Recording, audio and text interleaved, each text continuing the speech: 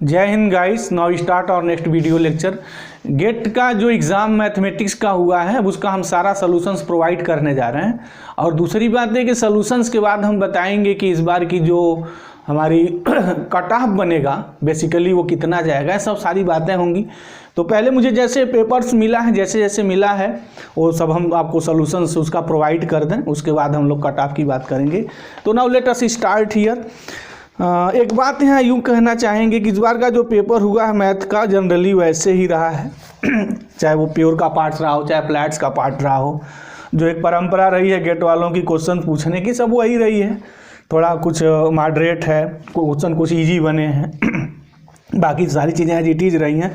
कुछ क्वेश्चंस पे हमें प्रॉब्लम रही है तो उसकी भी हम लोग डिस्कस करेंगे। कहाँ कुछ आंसर को लेके रही है, ऐसा लगा है कि वहाँ कुछ आंसर ट्विस्ट करेगा, तो वो सब भी बातें होंगी लेक्चर्स के दौरान हम करेंगे। जैसे जैसे चीज़ें मुझे मिलती चली जाएंगी, लेकिन हमने जो देखा है कि क्वेश्चंस पे कुछ आपत्ति है।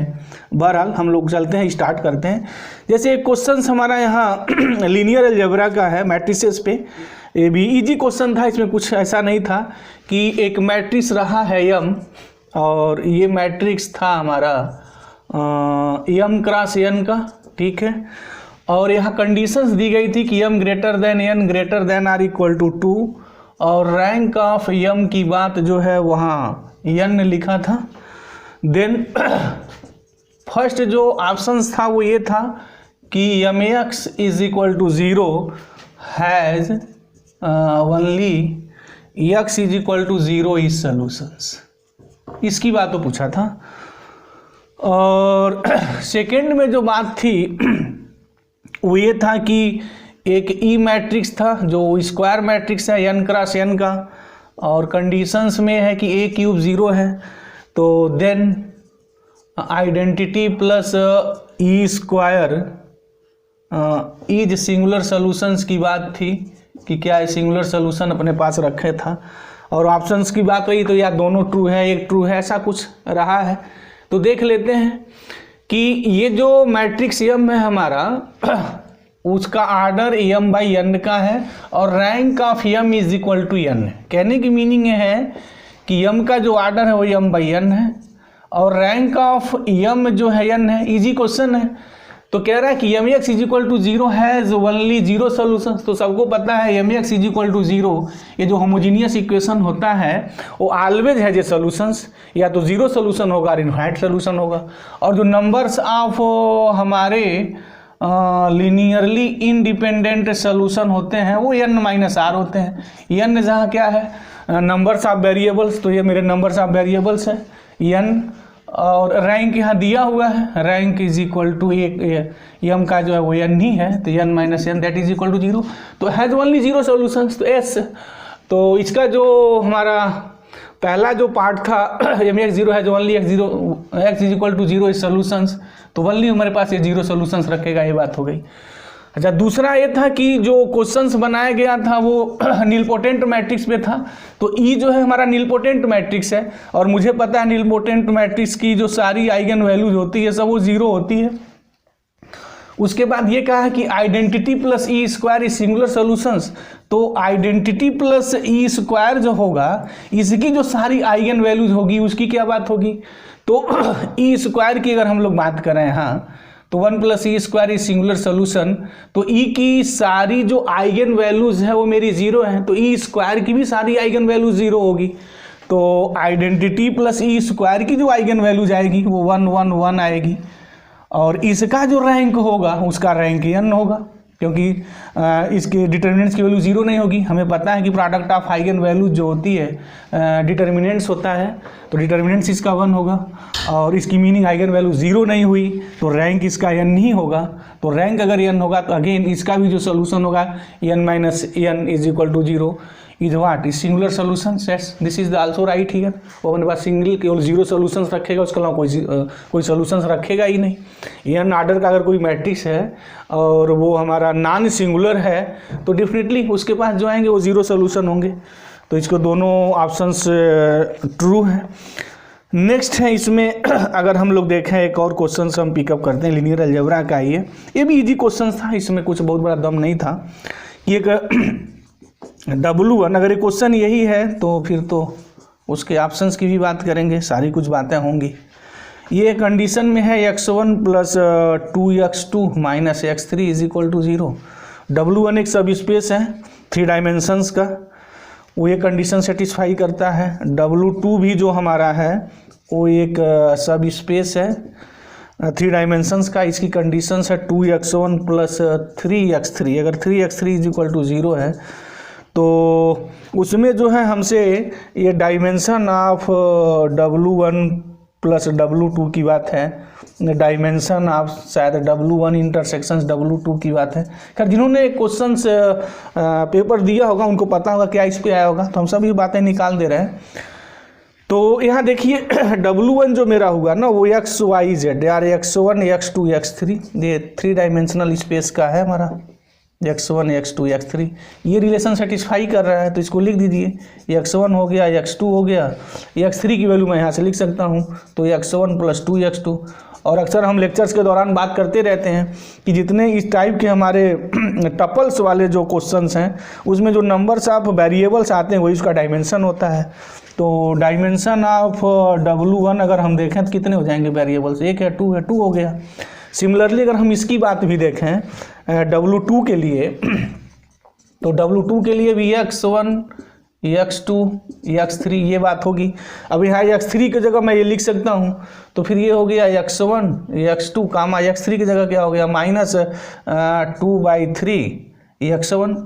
तो अगेन यहाँ हमारे 2 वेरिएबल्स ही प्रेजेंट हैं, तो डायमेंशन ऑफ W2 भी जो होगा वो 2 हो जाएगा। ठीक हो गई बात। अगर dimension of W1 plus W2 कितना होगा तो उसको निकालने के लिए मेथड है, आप इसको ध्यान दें, बड़ा काम आता है ये। तो पहले W1 का हम लोग बेसिक लिख लें, तो यहाँ से बेसिक लिख सकते हैं। यहाँ x1 है तो ये हो गया 1 0, यहाँ x1 है तो दिस इज द 1। उसके बाद x2 लिखिए, तो x2 में इस वाले में सिर्फ x2 1 है, x1 x3 0 है, तो 0 1 this is again 0। Third component से कैसे लिखते हैं, x1 1 2x2 2 that is the 0। इसी तरीके से इसमें आ जाइए, तो यहाँ हो गया 1 0 and this is the minus 2/3। Second x2 का लिखेंगे तो x2 का क्या आएगा 0 1 0, और ये हमारा थर्ड वाला लिखेंगे तो थर्ड में x3 यही नहीं है, तो सिर्फ x1 ही है। तो x1 का मतलब मेरा यहाँ क्या हो गया माइनस x1 के लिए हमने यहाँ लिखा वाट, x1 के लिए बेसिक ही हो गया, और x2 के लिए मेरा बेसिक हो गया 0 1 0। ठीक है, अब तो आगे होगा नहीं, कहानी फिनिश इसकी। तो सही है, देखते हैं। x1 एक पहला लिखा 1 0 1, x2 के लिए हो गया हमारा 0 और 1, सॉरी ये गलती हो गई यहाँ। x1 के लिए हमारा आ गया, देखा इसका अगर बेसिक बनाएंगे तो इसका बेसिक क्या बनेगा 1 0 1 बनेगा, 1 0 1 ठीक। दूसरा जो बेसिक बनेगा 0 2 0 2 और 2 बनेगा, तो 0 हो गया 2 हो गया 2, ये बेसिक बनेगा ना दिस। इसका बेसिक अगर बनाएंगे तो ये हो गया 1 हो गया 1, ये 0, ये माइनस 2/3, ये बेसिक हो गया। उसके बाद यहाँ हो जाएगा, सॉरी बेसिक में गलती हो गई, चलते हैं सही कर लेते हैं x2, तो 0 1 और नहीं इसका बेसिक बना रहे हैं ना, तो 0 1 0। अब क्या करना है, इनको REF में कन्वर्ट करते हैं रो इकेलान फॉर्म में, तो 0 1 0 0 1 2, इसमें से इसको अगर सब्ट्रैक्ट करेंगे तो this is the 0 this is the 0 minus 2/3 and minus 1 कितना हो जाएगा -1 माइनस 2/3, ये माइनस हो जाएगा 5/3, और ये 0 1 और ये 0। अच्छा अगर इसमें से हम इसको सब्ट्रैक्ट कर दें तो क्या आएगा, 0 में से 0 जाती है, मेरा 0 हो जाएगा। ठीक है, इसमें से ये निकाल दें और ये निकालेंगे तो -2 हो जाएगा। एक बार और हम रो इकेलान फॉर्म कन्वर्ट करेंगे, इसे जब रिड्यूस करेंगे इससे तो ये वैनिश हो जाएगा, ये मेरा बचा रह जाएगा। तो डायमेंशन आप इसमें जो रो इकेलान फॉर्म में इस सिस्टम इस तरीके का जो मेरा मैट्रिक्स बनता है, तो जो नॉन जीरो रोज होते हैं वो dimension of W1 plus W2 होता है, और जो हमारे नॉन जीरो रोज होते हैं वो basic of W1 plus W2 होता है। इस चीज़ को आप ध्यान देना, बड़ा ही काम लायक चीज़ है। हमेशा नेट और गेट में क्वेश्चन इससे बनते रहे हैं। तो कितने हैं 1 2 एंड 3 है तो 0 हो जाएगा, 3 हो गया। तो dimension of W1 plus W2 अगर पूछा होगा तो आंसर 3 होगा। एक हमारा रिजल्ट होता है, हमें पता है dimension of W1 plus W2 is equal to dimension of W1 plus dimension of W2 minus dimension of W1 intersection W2। इसकी वैल्यू 3 है, इसकी value 2 plus 2 minus dimension of W1 intersection W2, तो 4 minus 3 is dimension of W1 intersection W2 जो आएगा 1 आएगा। तो ये जो वैनिश होता है ना वही उसका बेसिक सेट हो जाता है dimension of W1 intersection W2 का। तो dimension of W1 intersection W2 1 होगा और W1 प्लस W2 का जो डायमेंशन होगा वो मेरा 3 होगा। अब ऑप्शंस के अकॉर्डिंग अपना चेक कर लीजिए उसमें क्या पूछा गया होगा। तो ये हमारे जो थे लीनियर अलजेब्रा के क्वेश्चंस थे, इजी थे, उसमें कोई बहुत दम नहीं था। उसके बाद यहाँ अगर मॉडर्न अलजेब्रा अगर हम लोग देखते हैं तो जो ग्रुप थ्योरी पे जो क्वेश्चंस थे वो भी कुछ क्वेश्चंस तो बहुत ही इजी थे और थोड़े एक मॉडरेट थे। एक आध क्वेश्चंस को मैं थोड़ा ना अच्छा कहूँगा, जब मैं पूरा उनको एक अपना पूरा सोल्यूशन जब प्रोवाइड करूँगा तो उस पर एक मैं डीप एनालिसिस करूँगा। कुछ क्वेश्चंस ऐसे हैं जो रियल में बड़े अच्छे बनाए गए हैं और कुछ क्वेश्चंस तो बस यूं ही रिजल्ट बेस हैं ताबड़तोड़, उनको देखिए और सीधे हिट करिए, उड़ा दीजिए। जैसे मैं अभी उन सबको यहाँ दिखा रहा हूँ। जैसे क्वेश्चन सब हम थोड़ा यहाँ अगर ग्रुप थ्योरी की बात करें, हाँ ग्रुप से क्वेश्चंस को अगर हम पिकअप करें तो वो जो क्वेश्चन है वो है नंबर ऑफ साइक्लिक सब ग्रुप ऑफ ऑर्डर 12। वो अब इससे इजी क्वेश्चन गेट वाले क्या बना सकते हैं भाई, इससे इजी क्वेश्चंस तो अब ऐसे नेशनल स्तर या यूं कहीं इंटरनेशनल स्तर का जो एग्ज़ाम है इससे इजी क्वेश्चंस, इससे इजी क्वेश्चन बनाने की तो पॉसिबिलिटी नहीं है। लेकिन बहरहाल ऐसे एग्ज़ाम हैं, ये सब बनते रहते हैं हमेशा। तो ये है कि नंबर ऑफ साइक्लिक सब ग्रुप ऑफ ऑर्डर 12, एक कोई ग्रुप है साइक्लिक जिसका ऑर्डर 12 है, तो फिर इसके कितने सब ग्रुप बनते हैं पता है, जितने इसके डिवाइजर होते हैं। तो 12 का डिवाइजर कौन कौन होगा, 1 होगा, एक 12 होगा, ठीक है, एक तो आइडेंटिटी और एक खुद ही ये नंबर ऑफ साइक्लिक सब ग्रुप ऑफ ऑर्डर 12 साइक्लिक सब ग्रुप निकालना है। तो 1 और 12 नेक्स्ट हो गया। इसका डिवाइजर हमारे कितने होंगे, 2 4 इंटू 3, तो 2 भी हो गया, 4 भी हो गया, 6 भी हो गया, 2 हो गया, 4 भी हो गया, 6 भी हो गया, ये इसके डिवाइजर्स होंगे। और जितने साइक्लिक ग्रुप के, अगर एक क्वेश्चन है साइक्लिक ग्रुप जिसका ऑर्डर 12 है उसके कितने सब ग्रुप बनेंगे, तो जो मेरे सब ग्रुप बनेंगे उसके जितने डिवाइजर्स होते हैं वो सारे उसके मेरे सब ग्रुप बनते हैं। तो सब ग्रुप की जो संख्या होगी वो हमारी 1 2 3 4 एंड 5 होंगे। लेकिन अगर प्रॉपर सब ग्रुप की केवल बात थी तो 3 होंगे। तो वो देख लीजिए उसमें से क्या पूछा गया होगा, बट इस क्वेश्चन में कुछ दमी नहीं है। सेकेंड क्वेश्चन है ग्रुप थ्योरी का ही है कि number of non isomorphic abelian group of order, कोई ग्रुप है इसका ऑर्डर दिया है 2 square 3 raise to the power 3 5 raise to the power 4। तो number of non isomorphic abelian group की बात कर रहा है। तो उसके लिए एक रिजल्ट होता है, अगर किसी ग्रुप का ऑर्डर G हो, किसी ग्रुप का ऑर्डर N हो और P1 alpha 1 P2 alpha 2 and not so on PR alpha R prime factorization ऐसे लिखे जाएं, तो जो नंबर ऑफ नॉन अबेलियन जो मेरे आइसोमॉर्फिक जो ग्रुप बनते हैं, आइसोमॉर्फिक नॉन अबेलियन ग्रुप, वो P alpha 1 into P alpha 2 partition and not so on P alpha R।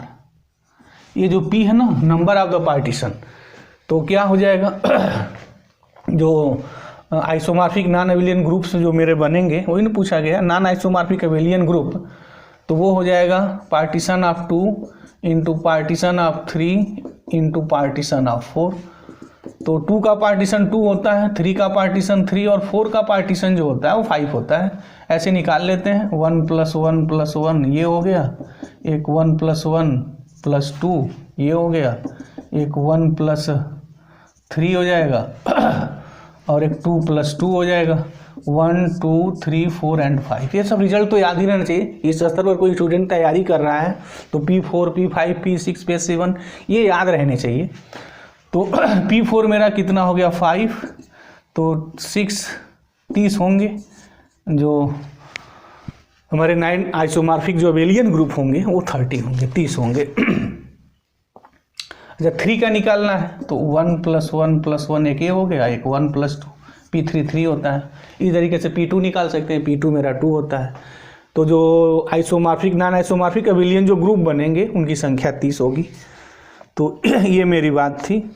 अब इसके बाद इसमें जैसे हम एक कॉम्प्लेक्स वेरिएबल पे क्वेश्चंस की बात करें तो इसमें radius of convergence of the power series एक पूछा था, वो आसान क्वेश्चन था, इसमें कुछ दम ही नहीं था। जैसे ये था कि समेशन 3n+1 हमें जो प्रोवाइड किया गया है अगर यही है, इसका जैसे पूछा गया है रेडियस ऑफ कन्वर्जेंस, तो रेडियस ऑफ कन्वर्जेंस r = हम लोग क्या लिखते हैं, limit n tends to infinity un+1। तो un+1 अगर लिखेंगे तो यहाँ क्या हो जाएगा 3n+2 अपान un का मतलब ही। अच्छा, अगर रेडियस ऑफ कन्वर्जेंस अगर हम लोग देखते हैं तो उससे भी हम लोग निकाल सकते हैं कि उसकी वैल्यू क्या आती है कन्वर्जेंस में। तो और यहाँ 2n दिया हुआ है, इसलिए कोई प्रॉब्लम नहीं होनी चाहिए। वो फैक्टोरियल कोई कभी n भी देता है, कभी n² भी देता है, तो सबके लिए हमारा फार्मूला जो रिजल्ट है ना वो एक ही होता है। लेकिन जब रेडियस ऑफ कन्वर्जेंस अभी इंटरवल पूछेगा तो हम पूरा लेके चलते हैं। अगर केवल पूछ रहा है कि जो रेडियस ऑफ कन्वर्जेंस इसका क्या है रेडियस, तो हम लोग ऐसे ही निकालते हैं, 3/n+1 हो जाएगा। तो ये जो मेरा होगा r = 1/3 आ जाएगा दिस, क्योंकि ये 3n कैंसिल 3, तो r = 1/3। This is the radius of the convergence. तो ये तो बड़ा आसान क्वेश्चन था, इसमें ऐसा कुछ दम ही नहीं था। और इसमें एक अच्छा क्वेश्चन था जो रेडियस ऑफ कन्वर्जेंस पे ही बनाया गया था, उसको देख लें। उस क्वेश्चन में थोड़ा बहुत था, लेकिन उसको भी हम बहुत टफ नहीं कहेंगे, वो भी हम उसको भी इजी श्रेणी में ही रखेंगे। जैसे ये था क्वेश्चन कि समेशन an(x⁴n) एक सीरीज दी थी और ये कह रहा था कि जो कन्वर्ज हो रहा है एट x = -3 पे, ठीक है, एंड डाइवर्ज हो रहा है एट x = 6 पे, ठीक है जी। तो जो पहला है इसमें summation -1n × an is convergent की बात थी, और सेकेंड था कि समेशन -1n x⁴n अपान 4n और परहैप्स log बेस en था, कन्वर्जेज इन, यहाँ इंटरवल दिया था -4 to 4, ये बात थी। जैसे ये देखें, कह रहा है कि ये कोई सीरीज है, कहता है कन्वर्ज करता है एट x = -3 पे और डाइवर्ज करता है एट x = 6 पे। तो x = -3 पे कन्वर्जेंट है, इसकी मीनिंग मेरी क्या हो गई कि ये जो इंटरवल बनेगा -3 + epsilon and -3 epsilon and -3 + epsilon whatever for epsilon greater than 0 choose n very small number. तो this is the radius of the convergence, नहीं interval of the convergence of this series. मतलब इस interval में इसको converge होना ही होना है। और ये कह रहा है कि x = 6 पे डाइवर्ज है, तो डाइवर्ज होने का मतलब क्या है कि ये जो रेडियस ऑफ कन्वर्जेंस जो 6 बनेगा इसके बाहर जो होगा ये डाइवर्ज कर रहा है, ठीक है। तो पूछ रहा है कि ये कन्वर्जेंट होगा या नहीं। ऑफ कोर्स कन्वर्जेंट होगा, क्योंकि ये x = -3 पे कन्वर्जेंट है, तो मतलब ये हो गया होगा कि a limit n tends to an+1 upon an जो होगा उसकी वैल्यू <1 होगी, जो हमारा जो DL-Lambert रेशियो टेस्ट है, तो उसके अकॉर्डिंग तो फिर ये समेशन -1 × an इसको कन्वर्ज होना ही पड़ेगा। अगर हम लोग लेबनिज टेस्ट की बात कर रहे हैं, क्योंकि limit n tends to an = तो वहाँ 0 होगा, जो नेसेसरी कंडीशन है कन्वर्जेंस होने की। तो फर्स्ट सही है कि समेशन -1n × an साधारण चीज़ है, वो तो कन्वर्जेंट होगा ही होगा। अगर यहाँ किसी x के लिए कन्वर्जेंट है तो कन्वर्जेंट होगा ही होगा, क्योंकि यहाँ तो x की बात है नहीं, ये कन्वर्जेंट की बात पूछा है कि कन्वर्जेंट है नहीं। Yes, this is the convergent here. हाँ, अब यहाँ बात पूछा है जहाँ x की बात आई है, तो पहले देख लें कि ये सीरीज कन्वर्जेंट है या नहीं। तो इसका हमारा आर क्या है, तो वही 1/r is equal to limit n tends to infinity, mod के अंदर निकालेंगे तो निगेटिव हट जाएगा, ये हो जाएगा 4 raise to the power n log en upon 4n + 1 into log। तो जब ये वैल्यू निकालेंगे तो यहाँ तो 1/4 हो जाएगा और ये तो वैल्यू 1 आ जाएगी, तो 1/r की वैल्यू 1/4 होगी तो r की वैल्यू 4 आ जाएगी। ठीक है, तो जो रेडियस ऑफ कन्वर्जेंस है, जो इंटरवल बनेगा वो -4 और 4 बनेगा। ठीक है, अब यहाँ -4 और 4 की बात पूछा है क्लोज इंटरवल की, बट ओपन इंटरवल में तो कन्वर्जेंट होना ही होना है। अब क्लोज्ड में होगा या नहीं तो मीनिंग मुझे बाउंड्री पे देखना पड़ेगा। तो x = -4 पे देखते हैं है या नहीं। तो x = अगर -4 हम लिखें तो क्या आएगा, summation -1 -4 raise to the power n upon 4 raise to the power n log en। तो अगर हम इसको सॉल्व करते हैं तो -1 raise to the power 2n और ये 4n कैंसिल log en, तो ये समेशन 1/log n हो जाएगा। ये जो निगेटिव तो पॉजिटिव में कन्वर्ट हो गया और ये पॉजिटिव टर्म सीरीज है और सबको पता है कि समेशन 1/n, ये बड़ा फेमस रिजल्ट है, इसको आप ध्यान दें, log n raise to the power p for any p this series is always divergent, तो डाइवर्जेंट हो जाएगी, summation 1/log n this is the divergent. तो होगा क्या कि x = -4 पे सीरीज मेरी तो डाइवर्जेंट हो गई। अच्छा, x = 4 लिख दिया जाए, तो अगर हम लोग 4 लिखेंगे तो क्या आएगा, summation -1 4 raise to the power n into log en, ये कैंसिल हो गया, तो summation -1 raise to the power n upon log, ये हो गया। By Leibniz test this series is the convergent here, क्योंकि ये तो हमारी अल्टरनेटिंग सीरीज है और अल्टरनेटिंग सीरीज में एक बड़ा फेमस रिजल्ट है लेबनिज साहब का। तो according to the Leibniz test this series is the convergent. तो x = 4 पे तो कन्वर्जेंट आ गई, राइट, बट -4 पे डाइवर्जेंट आ गई, तो 4 और -4 सारी, ये -4 इधर से ओपन होगा और ये मेरा क्लोज्ड हो जाएगा। तो this is the interval of the convergence. तो अगर ये क्लोज्ड दिया हुआ है तो वो तो रॉन्ग है मेरा, कि ये -4 और 4 में, इस क्लोज इंटरवल में -4 to 4 क्लोज इंटरवल, ये कन्वर्जेंट नहीं होगा, राइट। मतलब हमारा कन्वर्जेंस जो सीरीज होगी -4 ओपन इंटरवल और 4 यहाँ क्लोज हो जाएगा। तो ये भी एक अच्छा क्वेश्चन था। फर्स्ट क्वेश्चन में कोई दम नहीं था फर्स्ट ऑप्शन में, बट सेकेंड ऑप्शन में थोड़ा बहुत था, हल्का फुल्का दम रहा है। अब उसके बाद इसमें जैसे हम कॉम्प्लेक्स पे और देखें तो एक जीरोस पूछा गया था, रोचित थ्योरम्स पे क्वेश्चन आया था जहाँ नंबर ऑफ जीरोस की बात होती है, और एक जो है आर्गुमेंट जो प्रिंसिपल है, हमेशा पूछते हैं गेट वाले, आर्गुमेंट प्रिंसिपल से तो क्वेश्चन हमेशा बनाते ही रहे हैं, इस बार भी बनाए हैं, इसके पहले भी बनाए थे। वो शायद जो मुझे जो याद आ रहा है वो मॉडिफाइड आर्गुमेंट प्रिंसिपल पे जो है क्वेश्चन उनका गेट वाले उसी इसके पहले वाले साल पर भी बनाए थे, और हमेशा इस पे क्वेश्चन वो बनाते रहे हैं, ऑलरेडी बनता रहा है। वो क्वेश्चन ये है कि एक इंटीग्रल दिया हुआ है जो हमें प्रोवाइड किया गया है, जो क्वेश्चन उसके अकॉर्डिंग ये है कि इंटीग्रेशन निकालना है z⁻100 अपान z⁻101 + 1 और मॉड ऑफ z <2 है, वहाँ बात की गई है। अब इससे इजी क्वेश्चन भी भाई क्या बन सकता है, जैसे ये देखा जाए इसके साथ वैल्यू पूछी गई है, जो क्वेश्चन प्रोवाइड हुआ है उसके अकॉर्डिंग z⁻100 है अपान z⁻101 + 1 ये है, यहाँ मॉड ऑफ z = 2 है। तो अगर मैं इसको डिफ्रेंशिएट करूँ dy/dz ऑफ 101 + 1, तो ये 101 जी ये आएगा, ठीक है, यानी इसका डिफ्रेंशिएशन ये मिलेगा, जबकि यहाँ 101 हो जाए तो मल्टीप्लाई कर दीजिए 101 z⁻100 अपान, तो 1/101 करना पड़ेगा यहाँ, ठीक है जी। तो इसका ये फार्मूला होता है ना, gamma f' upon f of z dz = 2π i summation n - summation p। Number of zeros minus number of poles जो इस गामा के अंदर जो प्रेजेंट होंगे। तो यहाँ mod of z is equal to 2 है, तो यहाँ एफ ऑफ z जो मेरा है वो z raise to the power 101 plus 1 है। तो जो जीरोज होगा इज इक्वल टू -1, तो z की वैल्यू एक -1 आएगी, बाकी तो उसकी इमेजिनरी आ जाएगी सारी वो होगी।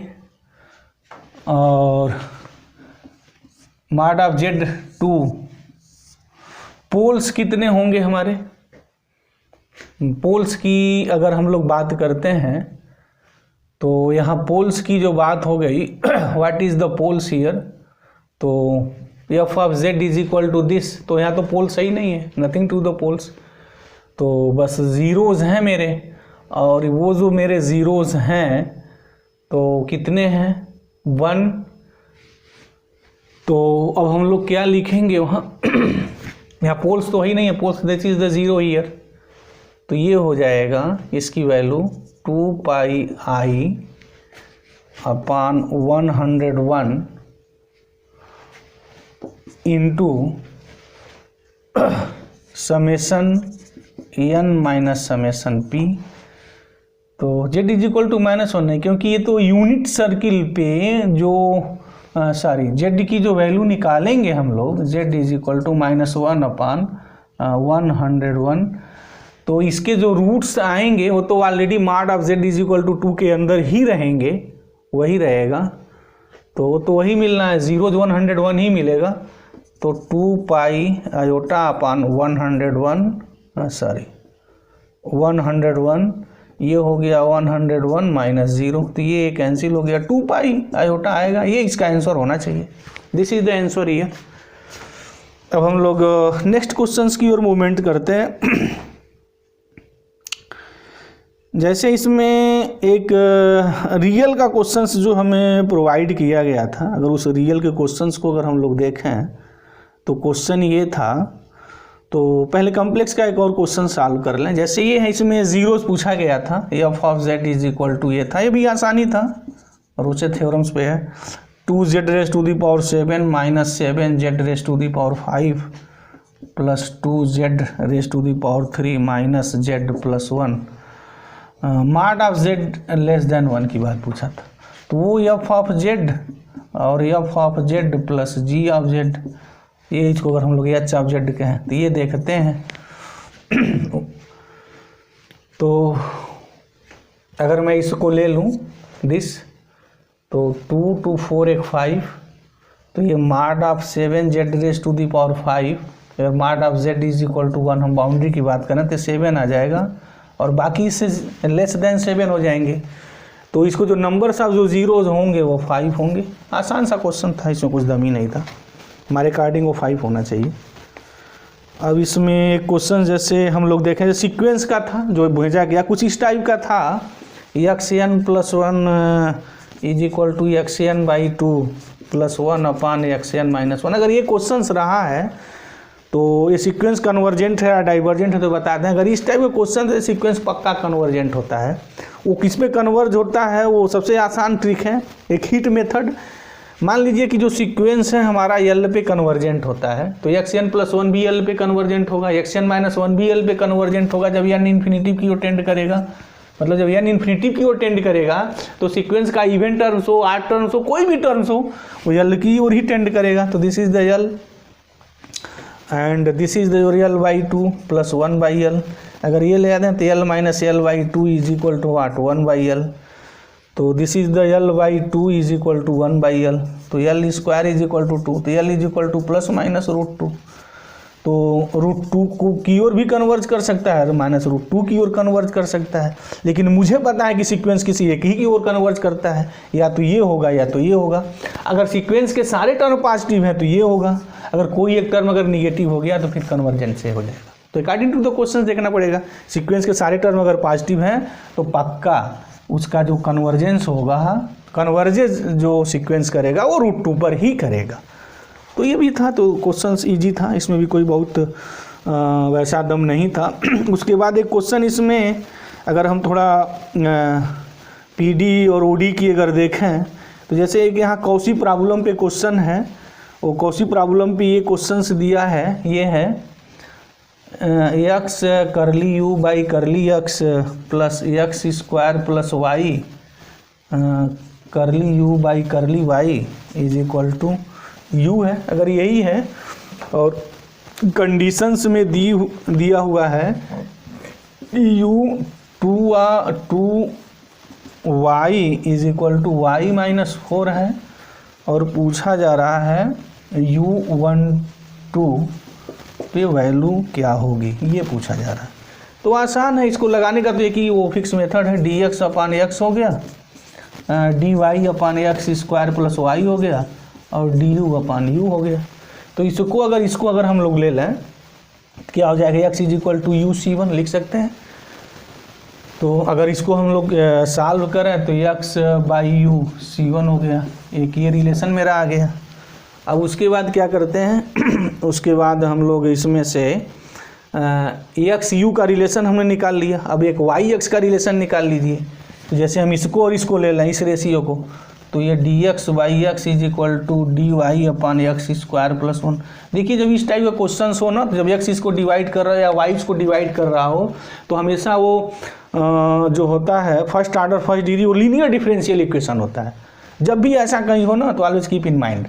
तो जैसे देखिए अभी d y by d x is equal to क्या हो जाएगा, तो जो डी एक्स होगा वो x square plus y upon x, इसको मैं लिख सकता हूँ y by x plus x, और इसके हो जाएगा d y by d x minus y by x is equal to x. तो इसका जो इंटीग्रेशन जो फैक्टर होगा e raise to the power p का जो 1 बाई एक्स का तो माइनस log एक्स हो जाएगा दिस, तो ये माइनस 1 बाई एक्स आ जाएगा। ठीक है जी, नहीं तो उधर करेंगे तो 1 बाई एक्स हो जाएगा, ये हो गया 1 बाई एक्स। अब इस स्तर पे तैयारी करने के लिए वालों के लिए तो बहुत आसान हो गया, कोई प्रॉब्लम ही नहीं रही। तब क्या निकालते हैं उसके बाद, ये y solution y into 1 by x is equal to integration of q into integration factor d x plus some constant c2। तो ये कैंसिल हो गया, तो क्या बना y by x is equal to what, यहाँ से आ गया x और प्लस ये हो गया c2। अब c1 c2 के बीच हम रिलेशन निकालते हैं, उसके बाद तो फिर कोई बहुत बड़ी चीज़ नहीं रह जाएगी। तो देखिए कंडीशंस क्या दी हुई है वो इन्वॉल्व कर दीजिए सीधा सा।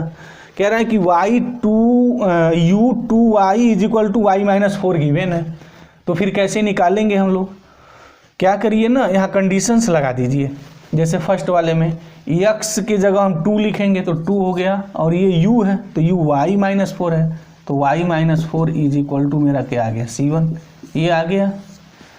ठीक है, इसमें चलते हैं लगाते हैं, तो फिर यहाँ क्या है y बाई एक्स है तो y ही है, x कितना है 2 है is equal to 2 plus c2। तो ये कितना हो जाएगा, अगर इसको हम लोग सॉल्व करें तो y माइनस 4 बाई 2 ये c2 हो गया। अब इसमें c1 और c2 में रिलेशन देखिए कैसे निकालेंगे, इसका इसमें मल्टीप्लाई कर दीजिए तो c1 c2 की वैल्यू 1 आ गई। लीजिए जी मैं यहाँ के लिख दे रहा हूँ, तो ये c1 c2 की वैल्यू कितनी आ गई, what this is the 1 here.